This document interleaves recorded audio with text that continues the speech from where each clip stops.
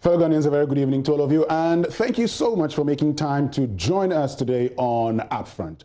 So, on the 31st of May 2020, President Akufo-Addo, in easing restrictions, indicated that senior high schools may reopen on the 22nd of June 2020, and also indicated that students may return to school. Now, the criteria for reopening included the disinfection of schools and the adherence to COVID-19 prevention protocols. Also, classrooms were to contain a maximum of 25 students, with government promising to supply face masks for students and also provide hand sanitizers.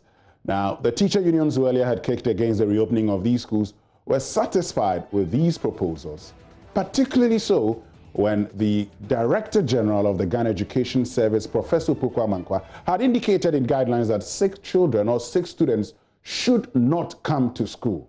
The teachers certainly felt safe.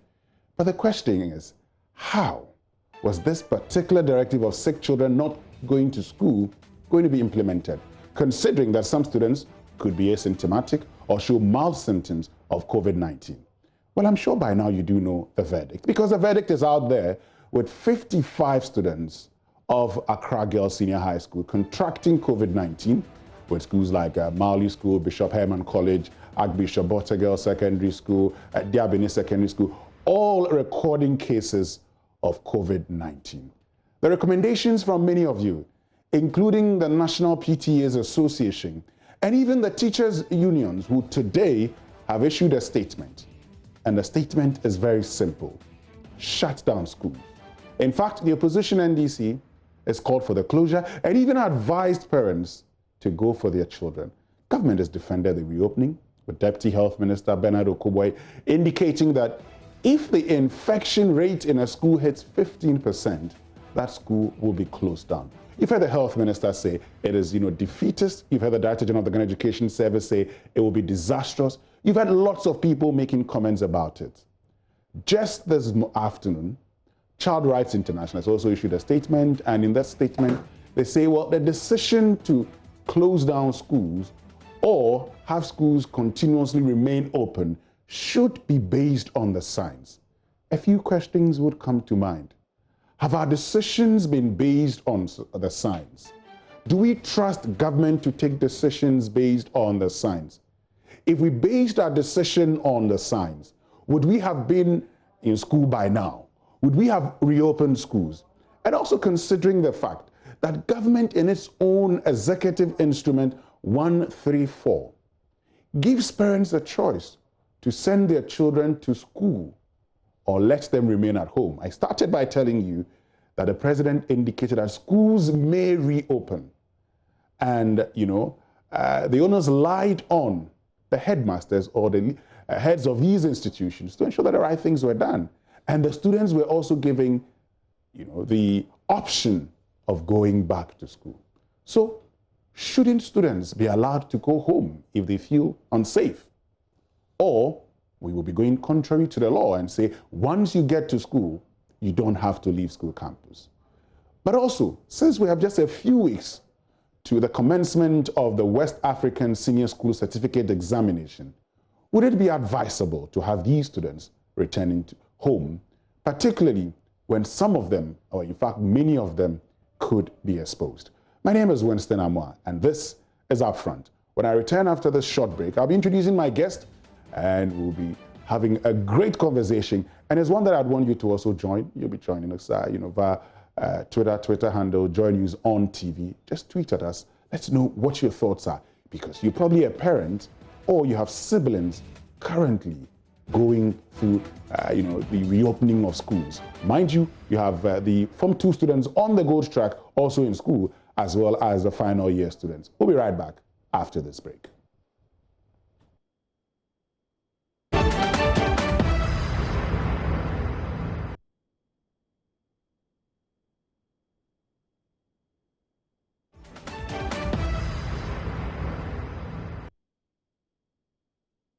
All right, welcome back from that short break, and thank you so much for staying with us. If you just joined us, this is Upfront on the Joy News channel. I am Winston. I want to hear from you today. I want us to have a very interactive program, because there are many of you parents and many of you siblings who have either your siblings or your children in schools and you're asking that question, how long shall they remain in school?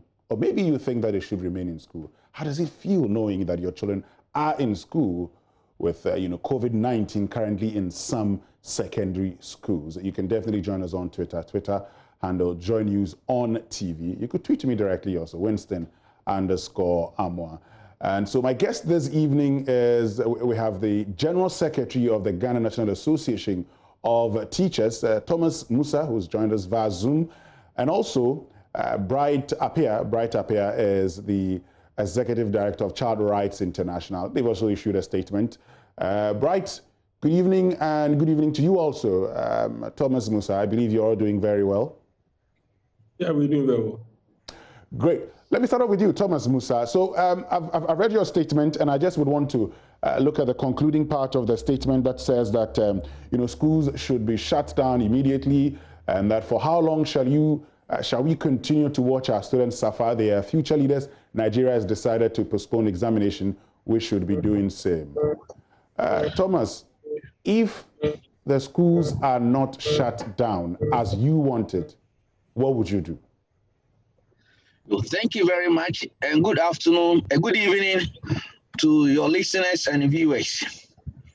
We must put the issues in perspective.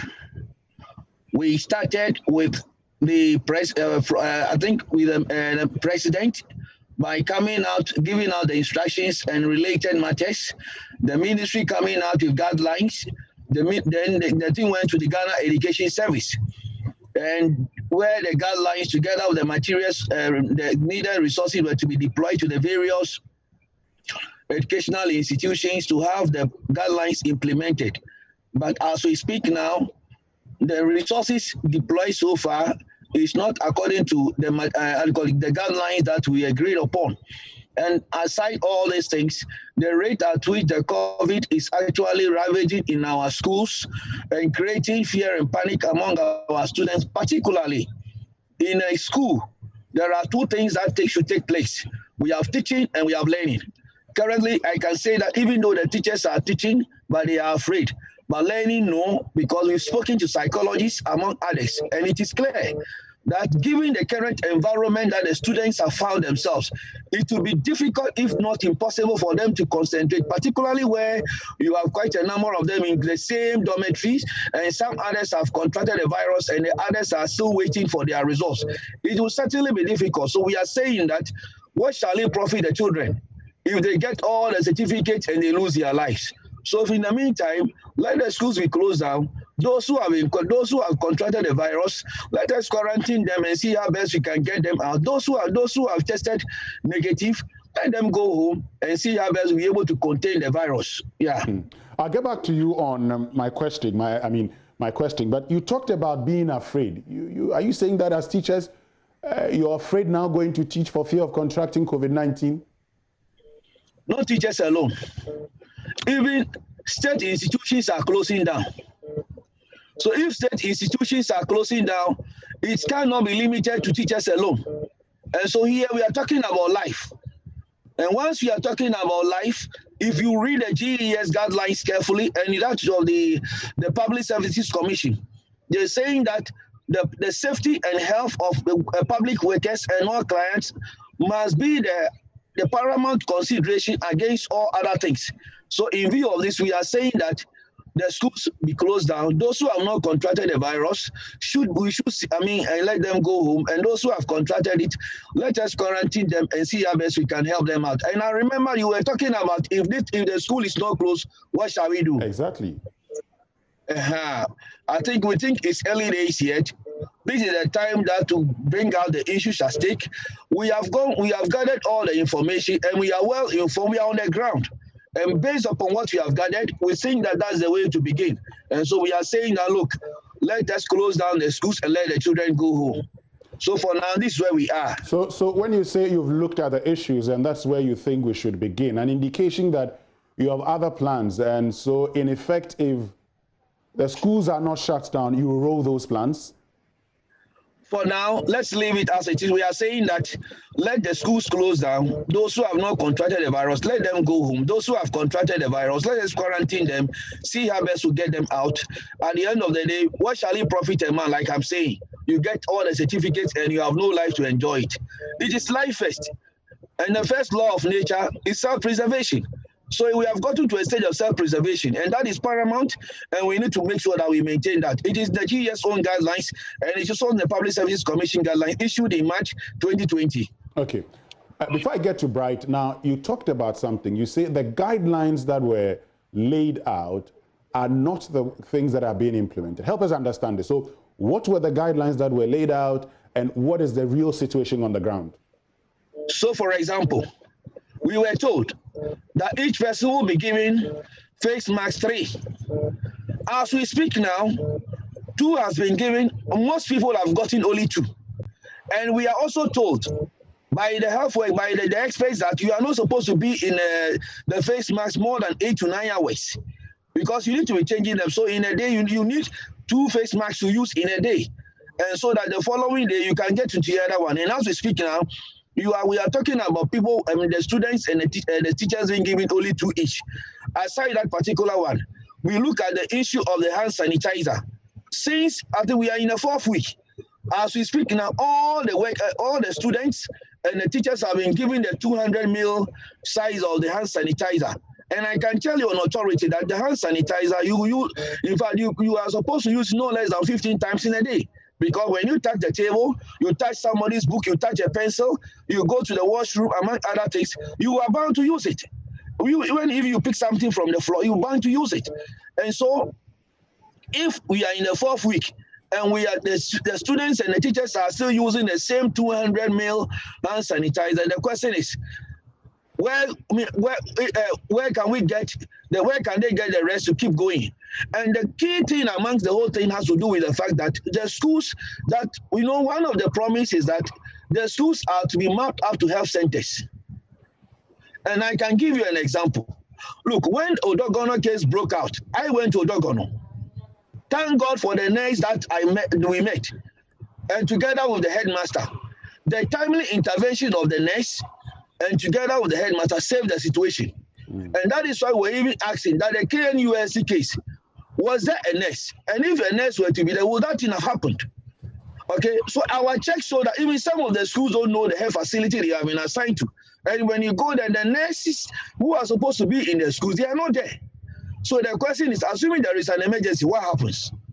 So we are realizing that the kind of agreement and the MOU we had, leading to the reopening of the schools, have not been kept. And for that matter, we feel that maybe we are not ready for now, because we agreed that the reopening of the schools, we should be observed as a pilot kind of thing. And so since we are piloting it and we are not getting the piloting of the whole thing right, it's better we go back to the drawing board, then we get it done and come back again. When you say we agreed, you and who agreed? Well, the teacher unions we met today, and that's the press statement we've issued. We met today, we agreed and we issued a statement based upon the work that we have done and our own search on the ground and consultation with all the stakeholders in all the districts and the regions. That's why we have arrived at such conclusion. I'll get back to you shortly. I know that you'd have to leave us very soon. So I'll get back to you shortly, but let me get to Bright up here. And Bright up here, you've also issued a statement. You've talked about a decision to close down being based on the science. And the question is, do you trust us to take a decision based on the science? Do you think that all decisions we have taken so far have been based on the science, Bright? Oh, certainly not. I cannot say that all the decisions that we've taken so far is based on science. Otherwise, you will not have the medical association issuing statement to government as to what to do in times like this. So clearly, there are certain decisions that we took without necessarily looking at it from the medical point of view. So I would agree to that. But I strongly believe that in dealing with this particular issue, let's place it in a context. I and our organizations and other people who are calling for the same thing to be done are not against the issue of the closure of schools at all. But what we are saying is that we have allowed our children to go to school. They are in boarding system. Therefore, if anything that we want to do, we should also consider a lot of factors. This is the case that we have identified certain cases in schools. For that matter, the system must respond to it in a manner that it deserves so that we don't record more cases. Here's the case: we are asking that students to go back home without necessarily looking at the certification system where we will say that you've not gotten it, you've gotten it, therefore this is what you apply. Again, we are also looking at a situation where when children are together, what is the behavior of this COVID amongst them? You see, these are things that we need to do, because if you read the literature around work that have been done in the area of children in relation to COVID, you will see that countries have spent a lot of resources in arriving at certain decisions that are based on science. And I'm saying that there is a need for us to look at things from that perspective, where we need a confirmation as to, one, how the virus itself behaves amongst children. Italy has done it, Germany, France, UK, China, they've all come to a certain conclusion on that. So they prefer that children should be among their cohort than to find themselves in a vulnerable. Yes, but right, the suggestions that you're making, so Italy has done that, other countries have done that. Now, if you look at Ghana, isn't it obvious that a lot of our research, but many of them, is based on what the World Health Organization tells us? Is it also the case that we have seen, for instance, younger persons less than 20 years dying as a result of COVID-19? Yeah. Does that give you the assurance that we'll be able to carry out this research, bearing in mind that all we have done in the past is to rely on WHO in everything they tell us? It is true, but even relying on what WHO says, it's a general statement that they make. But countries pick those general statements and do specifics and do detailed analysis of issues. And that is what this country has done. And I don't think that how the indicators for measuring the behavior of COVID amongst children is so technical that we don't have the expertise to be able to do that. I strongly believe that we have the expertise. So it's just a matter of Ghana Health Service picking the data, analyzing it to find out the number of children who have been hospitalized as a result of COVID. In this case, if you are hospitalized, the definition is that it means that the person in the severe is showing the severe symptoms and all that. Then again, the number of children that have contracted the COVID, and then number of them that has died as a result of COVID. So if you use these three indicators, you'll be able to know the effect of COVID amongst children. For that matter, you will take certain decisions as to how you'd want to do the integration process. But to issue a statement that children should go home, it's too open. That is why we are saying that, look, some of these things should be backed by science. Okay. You know, other countries, what they've also done is that they have used the reproductive rate of infections of virus amongst children to calculate whether or not schools should be closed down. We have not even done that. That is the simplest thing that a immunologist will tell you, that if you really want to deal with the virus in a particular environment, you can use the R number to be able to do the calculation to know that if you have X number of people contracting the disease, that it raises a whole lot of alarm. But we haven't even done that. We don't have any information whatsoever as to how even the virus behaves with children, and when children are within the vulnerable groups, the virus behaves in society. So all of these things are very critical. That's why we are saying that, look, we are not against the closure of schools, but in doing that, I think that these two things will be needed, and that is what researchers has decided to work on, and they are still working on. And I think that we can do same in Ghana to be able to establish the pattern. And then once we know how the patterns are, then we can decide that, okay, students should go home, okay, or they should stay on campus, so that we enhance the security system, we give them the maximum protection, so that a lot of them do not contract the disease.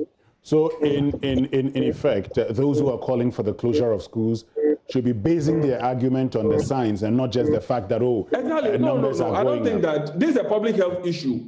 So you cannot just issue a statement to think that that is it. But you need to back the statement with evidence why you think that this decision must be taken. Okay. And I think that the only people who can help us to do this is our health experts. So let's allow them to come up with evidence so that we can take decision on the basis of that. Let me get to Thomas Musa, since you are asking for the science, and they've actually said that schools should be closed down. So, Mr. Musa, Bright Appiah says calling for the closure of the school should not just be based on the fact that, students are afraid and so let's close down schools. You're talking about COVID-19. Prove, show, by way of the numbers, by way of the science. I don't know, maybe as Nat, you've hired someone to do the analysis scientifically for you. If you could share with us, by way of the science, why you think that schools should be closing down, because Child Rights International says your statement should be backed by science. Thank you very much. Bright Appiah is my brother. We've been working for all these years. Exactly. The issue of child labor for so many years now. Yeah. And I think you will appreciate the fact that I am happy saying that at least, the examples he gave, it's clear that in Ghana we've not done it yet. Even if we've done it, it's something that maybe I am not aware. But you see, let us take the following examples. Number one, currently we are teachers, like I've told you. Now, there are two main things, two main activities at the school level. We have teaching and we have learning. When a teacher is teaching and learning is taking place, the teacher knows. Okay, and if learning is not taking place, the teacher knows. And I can tell you on authority that learning is not taking place. This thing can only be observed by the teacher in the classroom. So are you by this suggesting that the rationale behind the reopening, the fact that we are preparing them for WASI will not be achieved, and if we are to present them this way, we will have a very poor performance? Exactly. See, education has three main aspects. You are dealing with the cognitive, affective, and the psychomotor domain. So, any aspect of these domains that is affected, it will affect the entire, three domains. You cannot isolate one from they are intertwined. They go together. And if you ask all the clinical psychology, you can call any clinical psychologist, the person will tell you that, look, anytime somebody is unstable, anytime somebody is threatened or somebody feels that his life is at stake, no matter what you tell the person will rather be thinking about how to escape rather than sit down to take on whatever you are telling him. And that is the situation that the children have found themselves where they are scared, and not only scared, but in fact, let me give you an example. The second one is that when students are going to write the exam, they are put together. And they say, you will see them comparing notes among other things. We are talking about a situation where everybody suspects somebody that you have the COVID. And therefore, the issue of people coming together to compare notes among other things is not there. The system is so restrictive that you cannot come together. And because everybody is afraid, even though you are at school, you don't have that kind of sound mind. That is the challenge we are talking about here. Okay. Let me get something. Okay, and aside that particular one, aside the teaching perspective, the kind of observation that we have done, look at the rate at which the pandemic is growing in the various schools. And aside that particular one, even if you take away all the things you have raised at the school level, the clinical psychologists also have spoken. What have they said? They are telling us that given the present situation, the children will not have that kind of sound mind to concentrate on academic work. And therefore, that will pose a huge challenge going forward. And this is an issue that we cannot ignore, taking the current circumstances or what is happening now into consideration. And finally, if I may say, look, when we are calling for this particular thing, we are not saying that it is a permanent kind of something. No, this is we have found ourselves in a particular situation that we all agree that we want to pilot. And in course of the piloting the whole thing, we have had a challenge. Let me find out. The 55 or more than that 55 that has been quarantined now, are they going to write the exam? And from the 20th that we are talking, because more and more students are being quarantined. So what is going to happen? So let me establish a few things. Now, let's establish a few things. So I know that as teacher unions, you actually engaged with the Ministry of Education and the presidency. Did you at any point request for mass testing for all of you, including students before they're brought into the schools? Exactly. Let me give you let me put it in this way. When we met the Ghana Education, the Ministry of Education, and then the Ministry of Health, and we asked that, look, mass testing be done before the school reopen. As of the time that we asked that, Ghana has done 230,000 testing thereabout. Now, we were told that it will be difficult, if not impossible, to get the numbers done. And if I'm looking at the data at that particular time, taking the 2020 budget, for example, we are told that 397,500 JHS students will be writing the exam. That government will absorb their fees. This is minus, how do you call it, private JHS students or final year students. Then when you come to the SHS, in fact, the 2020 budget did not indicate that. But if you look into the 2018 budget, you will see the numbers, how do you call it, those students that were admitted for the into the free SHS, and the numbers there was 350,000 and 7. So by extrapolation, we can say that we are talking about 351,000 now to be writing the WASI exam minus the private candidates. Now, so when you put all these numbers together, we are talking about in excess of 800,000. So we were told that if we are to go by the testing by the testing requirement, then it means that the school will not reopen today, nor tomorrow. Moreover, somebody can test negative today, but tomorrow the person will test positive. And somebody also can test positive today, but tomorrow the person will test negative. And because of that, let us rather put measures in place to forestall and to save the situation and at any particular point in time that there could be any danger. So what were the measures that were to be put in place? That every school was to be moved to a health facility. In fact, that was a very fundamental issue into all the principles and the issues that were agreed upon. Then come the issue of the face mask, the hand sanitizer, Veronica buckets, soap, and among others. But I can tell you on authority that the face mask, like I told you earlier on, is you need to use 2 in a day, because you are not supposed to be in one more than 8 to 9 hours. Okay. But as we speak, this is another. So these were the things that we agreed upon. But because of the numbers, we were told that the testing, there is no proof that if you test today, tomorrow you will test negative. And so the other measures needed to be put in place to get it done. But we are realizing, and based upon the investigation and the kind of work we have done from all. Hello, Thomas. Hello, Thomas. Okay. Well, I think that we've lost Thomas. I will try and establish contact with him. Let me get to you, Bright, up here. So, Bright, Thomas has been explaining, and he said that, well, you know, beyond the science and everything, he's a teacher, and he can see that the students are not ready for learning. He can feel that students are actually afraid, and if that is the case, learning cannot go on. And so it will be important for them to, you know, go home, and then when everything goes down, they come back. Isn't that a fair point to make?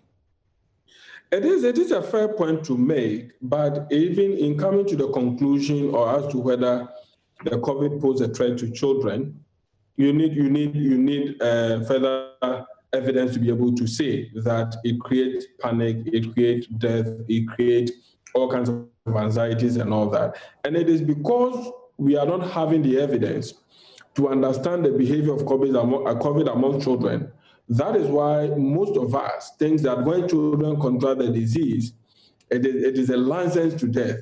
So we are making our argument on the basis of that. Because when you listen to him, clearly he's making that what would be a certificate, you know, after he has contracted the disease. And I am of the view that, look, let's have understanding of this COVID and how it works with children. And then on the basis of that, we can make some of these arguments. All the things that they are basing their argument on or they are premising their decision on is purely secondary matters. But the fundamental issues have not been addressed. And government or our health system have not exposed us to these fundamentals. You know, so we need to do that and then come to a certain conclusion. The advanced countries that are closing schools down are closing schools down not because they feel that a lot of children will contract the disease, but because most of their schools are community-based, they feel that when children contract the disease and they go back to society, they would affect the vulnerable groups in society. That is the basis for which they are even closing down schools. But not because when children contract the disease, the effect will be greater on them. That is why I want us to have that understanding. So let's hear something from the medical expert to speak to some of these things so that we can have the basis to make the assumptions that we are making, so that we don't just come to the conclusion that once a child gets a COVID, it's a license to death. And that is what is creating the fear. That is why the psychologists are speaking the way they are speaking. Because we have made a monster out of the COVID amongst children, for that matter. Any child who gets it automatically would have that kind of mind. That is why the clinical psychologists are talking the way they are talking. But I expect that any clinical psychologist that want to understand this must also have a diagnosis of the matter in order to be able to speak to it and all. So let's deal with the fundamentals. Don't let us rush in taking decision. Because as it is now, if you are not able to certify every child and we transfer all these children to society, the tendency of they transferring the disease to the vulnerable groups in our society will be very, very high. Great. So the certification process is very, very important. And let's take our time to understand some of the dynamics before we call for a closure of schools. So the teachers actually made a request initially. They had called for mass testing. And yes, they had called for mass testing. That was not done for them. Well, while we have said that students, should be in boarding schools, all of them should be in boarding schools, in schools where there are boarding facilities. Same cannot be said for day schools. But the teachers, all of them are not supposed to be on campus, and some of them could actually go out there. If students contract COVID-19, we know it is aerosolized now. Teachers can contract COVID-19. They can move out of the campus into the community and spread it. Yes. We've seen the Hong Kong situation. 52 persons got it when they reopened. They shut down school again because they realized that there is a chance of community spread. Shouldn't we be paying attention to this? So yes, you have called for the signs, which we haven't done yet. Are you also not worried, for instance, that in going to school, we did not have a plan that would indicate, for instance, that if we get here, we're going to shut down? Or if we have these challenges, if we have this, R number, for instance, aren't you concerned we don't have this? So if you're calling for the signs, if we don't have all of this, where would the signs be coming from, Bright? Yeah, it is true, because when you pay schools, for instance, you have teachers, and some of them, based on their condition, they can be vulnerable to the disease if there is an outbreak in schools and all that. So it's a fair comment to make. If beyond the science, one of the things that we expect to be done is the enhancement of the security systems and the protection systems of the schools. You see, the enhancement of the security systems has proven to be the best way of dealing with this particular issue. So if teachers are observing protocols, if all the equipment that they've asked for, government has provided it for them, and they are taking all the necessary steps to make sure that the environment is clean and everybody is adhering to the protocols, I don't think that we'll record the number of cases that we have recorded. For instance, if you pick the Accra Girls case, for instance, I strongly believe that it is because of the chaos that happened. That is why we recorded such number of children contracting the virus. I don't have any evidence to speak to that, but I strongly believe so. So clearly, if we observe the protocols, I think that teachers will be okay, students will be okay, and then we invite the science to come in to deal with the issues so that we can pick the decision. Because all that we are doing is that we are taking decisions. An argument is that you cannot take a decision on public health without having evidence to back the kind of claim that you are making. Okay. So it is very, very important, even for Ghana Education Service to come out and say that for us to close down schools, it will pose as a threat to society. They should be able to speak from the medical point of view but not just to make a statement, so that it brings some kind of settlement in the minds of parents that these are the decisions that have been made on the basis of this evidence. For that matter, they would also begin to fade away from the anxiety that we have created and the monster that we have made of this COVID amongst children. So let's start from somewhere. And I believe that once we're able to do all this, some conclusion will be arrived at. In starting from somewhere, some parents have decided to go for the awards. Now, would you advise that parents go for their children if they feel that their children are not safe in schools? Of course. If they don't have confidence in the system and they feel that they want to go for their children, they have every right to do so. But in doing that, I feel that if the parents have the capacity to test their children to find out their state, then they can go ahead and do that. The system must give them the confidence. The system must give information to parents to know that we are ahead of the issue. We can provide the supporting system to protect the welfare of the child. But if parents are not confident enough, or the system is not able to give them that services, I don't think that any parent should just stay to say that they will not take steps. They can easily do that. But in doing so, I think that what the state fails to do, they should be able to invoke that to be able to certify their children and then send them home. Personally, does the system give you confidence? You, right. Does the system give you confidence? This is a very difficult question for me, but I would say that to some extent, because look, if you look at the NAT and NAGRAT point that is submitted to government, almost about 19 points, and government tried as much as possible to absorb a lot of them, providing the PPEs, making sure that the welfare of the teacher is catered for, the setting up of the isolation centers and all that. So for us to say that we have confidence in the system, we'd have to measure the agreement that government made with NAT and all the stakeholders regarding how they are going to approach this particular issue.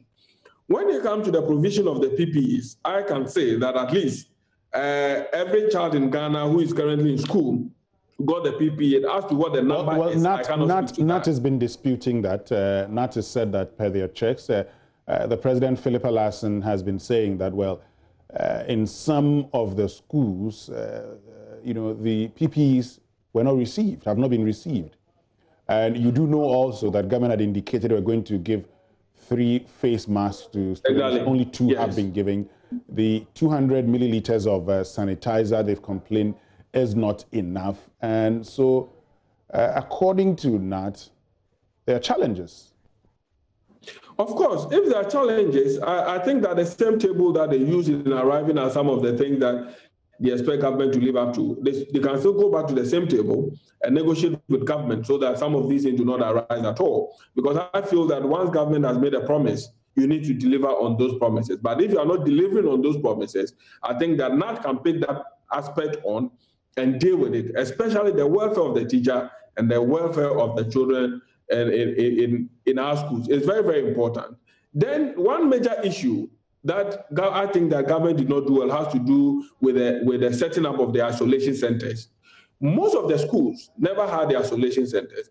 And a few that had the isolation centers, there were only few medical officers that were attached to the isolation centers. So when it happens that way and there's outbreak, you will see that people will be rushing and a lot of people will begin to find themselves in that situation. So I would ask NAT to go back to the table, demand accountability from Ghana Education Service in the provision of the things that they said they were going to do, so that they have a smooth running of the system for the welfare of the teacher and then for the welfare of our children. So if you ask me, then that is where I would say that to some extent I don't have confidence, or I'm not so much well with how government is dealing with some of the agreement that they arrived at with NAT and the NAGRAT on the basis of the things that they were going to put in place. Okay, let me get to Thomas Musa. He's joined us again.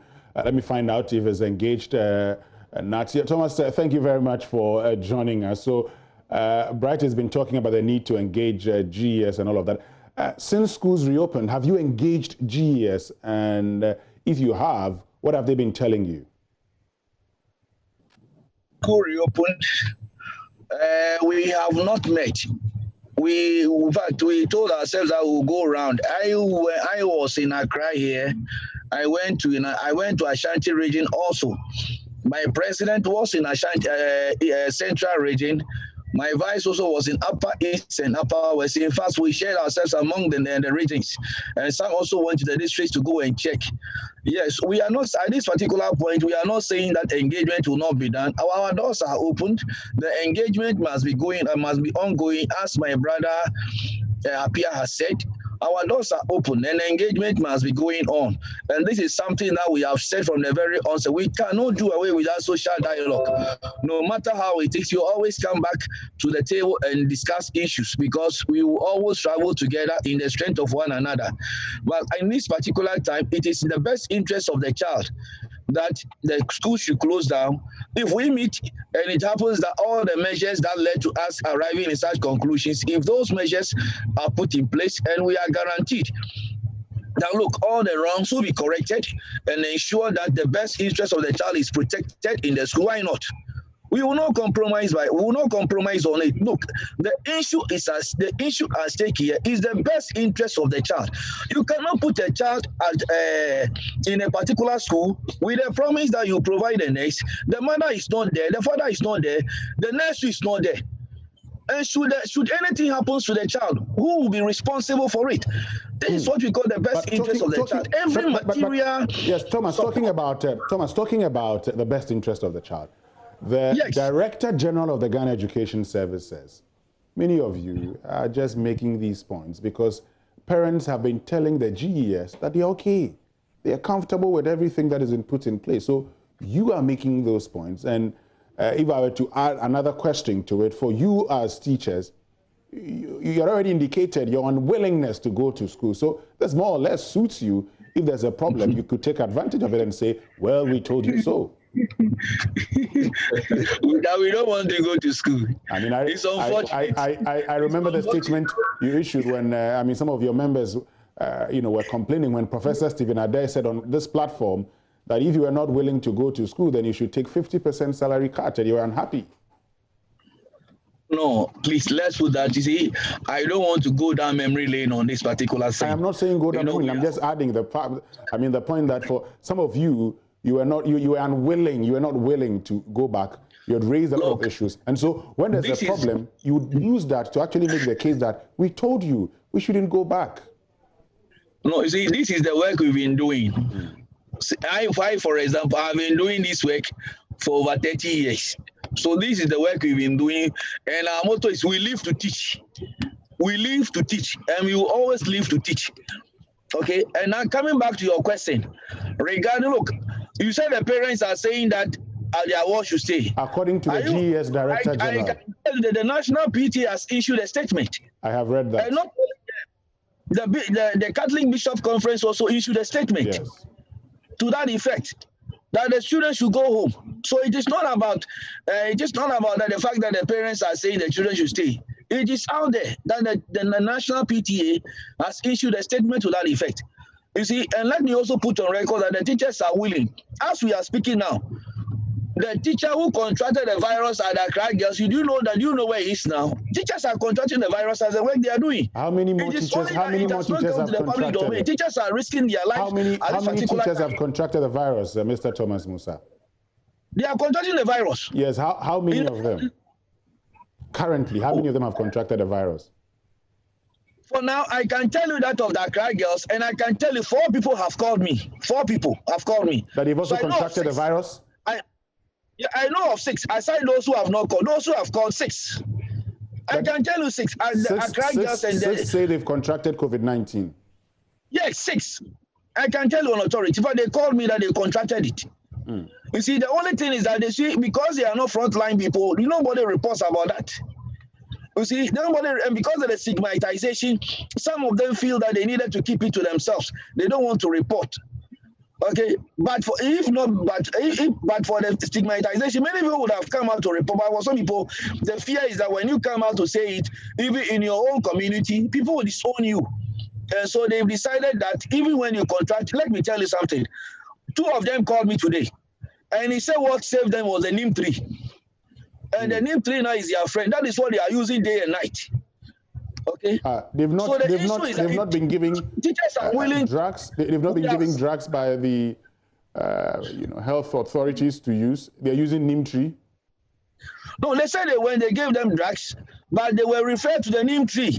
That's what they told me. The 2 of them who called me today. You see. And you see, it is because their cases are not being reported like top people like those who the top people who have contracted the virus. But I can tell on authority, the teachers at the front line are also contracting the virus. But because of stigmatization, they cannot come out there and say that they have it. Because the moment you come out to report that you have it, all your students will run away from you. You can no longer come to that particular school. Because should you actually go back to the school until you are recovered? I mean, once you have it, you should be staying out until you are recovered. Look, it is not about even after the isolation. Your people will be running away from you. I'm telling you, look, we are on the ground though, because people will be scared of you. Look, when you touch something, nobody want to touch it. When people are around and you come, by the time you realize you'll be alone. That is the level of stigmatization. Ask those who have contracted the virus and see the level of stigmatization they are going through. And so for some people, the moment they get it, they prefer to keep it to themselves and isolate and find treatment. They won't tell anybody. It isn't that they want to be so wicked. They want to keep it to themselves. They isolate. When you are coming closer, they tell you like, no, I want to be away. Maybe they will tell loved ones around them, but they will not tell any other person. When you ask them, they say, oh, Charlie, I'm going to rest. I've taken leave.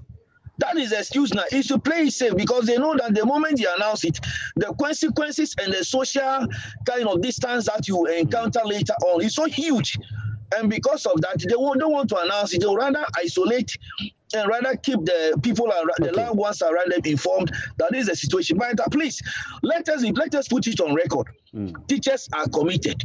We love this country. We are teaching, even in the face of this COVID, we are teaching. When state institutions are closing down, teachers are still at the battlefront still teaching. Why those state institutions that have closed down, why did they Thomas. close down? Okay. If they are people who are the front line fighting, they must be commended at this stage. They must be commended. Others have closed down. They are in the house, working from the house. Okay. So, and some even they run shift among others. So if teachers are teaching and we are talking about this, it's not because teachers don't want to work. Okay. These 6 teachers that have called you, how many of them are male? How many of them are females? For now, I know of, I think 3 males. 3 males. And 3 females. Now, so you've issued a statement. You've called for the closure of the schools. I know that in the past, the Ghana Medical Association in some instances have actually threatened strike actions when they do not have logistics to work with. As an association, I heard your president complain about the non-availability of PPEs. They complain also about some of the schools where students don't even have these PPEs and had to take their parents to provide for them. Since you talk about what will it profit students if they come to school, get a certificate, and lose their life, are you willing, I mean, is it likely that you would threaten an industrial action if government doesn't heed your call? We've not gotten there yet. Is it? You know, my brother Brother Pia just spoke about social dialogue. Okay, so once our doors are opened, let us keep the doors still open. We are not there yet. So we believe that we can make a headway. We can make a headway. Because we cannot say that, at least for the sake, I mean, we've said here that the best interest of the child is at stake here. At the end of the day, no matter what happens between us and the Ghana Education Service, it's about the child. And at the end of the day, the 2 of us and all the stakeholders must ensure that in whatever we do, the best interest of the child is protected, and that is education. There is nothing that we can give to a child better than education, and we cannot take that for granted. And so whatever we can do to secure the future of the children, it will be done. So the dialogue and our kind of discussions that will have to take place to ensure that the children are protected will have to be done. So our doors are opened. It is 2 weeks to the examination. Is it not too late to be shutting down schools? We cannot talk about time here. I have told you that we are talking about life and death here. When you are talking about life and death, there is nothing like 2 weeks. There is nothing like 30 minutes. Whenever it is life and death, all other things must be put on hold to talk about the life and death issues first. When we finish resolving those issues, all other things will come up. Yeah. So far, I mean, there's been one case of death finally, and that's in the KNUST Senior High School. The cause of that has not been established as COVID. Doesn't that give you the assurance that, yes, there's a possibility of death, but so far, nothing of a sort has happened, and thus we can continue and have the children sit for the exams and then go back home? I have already established that in a school, there are two main activities. We have teaching and we have learning. Teaching is going on, but learning is not taking place because the children are not in that sound mind, and there's that kind of atmosphere that will let learning take place. Because they are scared and they are thinking of going home. In fact, some of them are having divided attention and they are suspecting one another. Why? Because we don't know who has gotten the virus. So how should I come close to you? Even if there is a textbook that I need, how can I get it from you? That is what we are talking about. So if there could be, an extra measure put in place to get all those things. But for now, like we are saying, these measures are not there. That is why the issue of the COVID is, ravaging all the schools. All right. And please, it is for the sake of the children. Right. Thomas Musa, thank you very, very much for joining us. We're so grateful that you made time to join us. I'm grateful. God bless us all. God bless us all. Thomas Musa is General Secretary of the Ghana National Association of Teachers. Bright Appiah, you have the final word. Bright Appiah is Executive Director of Child Rights International. Bright, finally, to you. Yes, I think that in moving forward, we should look at the fight against COVID as a collective agenda. We need to save the lives of our children. And whatever it will cost the state to be able to do that, all of us must invest our effort into that.